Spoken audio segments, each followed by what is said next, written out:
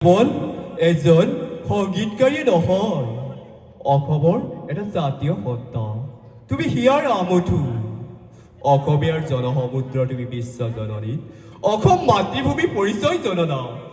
তোমাৰ এই মহৎ বাণী, মোৰ কোনো জাতি নাই, মোৰ কোনো ধৰ্ম নাই। তোমাৰ সংগীতৰ মহৰণত আজীৱন মুগ্ধ হৈ ৰব অসমবাসী। তুমি দিয়া সংগীতৰ অৱদান অতুলনীয়। কাহানিও যেন দেখা নাপাম তোমাৰ ভগৱান সদৃশ প্ৰতিচ্ছবি।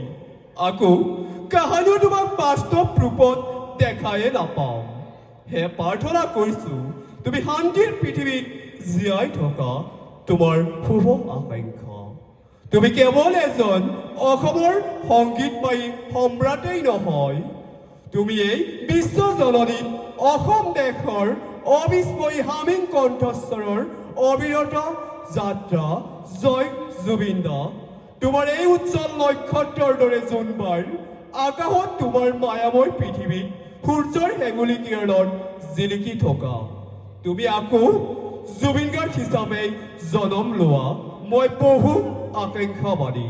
তোমালৈ হিয়া উজাৰি শ্ৰদ্ধা জ্ঞাপন কৰিছো। হিয়ালৈ হিয়াৰ আমঠু জুবিন দা। সকলোৰে পৰিচিত অসম তথা দেশবাসী সৱশেষত এইটোৱেই কওঁ, আমি জুবিন যুগৰ মানুহ আৰু আমি জুবিন দেশৰ মানুহ।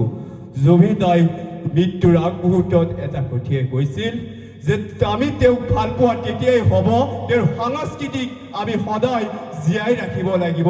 জয়াই অসম, জয়াই ভাৰত, বন্দে মাতৰম। ধন্যবাদ। আৰু অৱশেষত নেক্সট এটা লিখিছোঁ।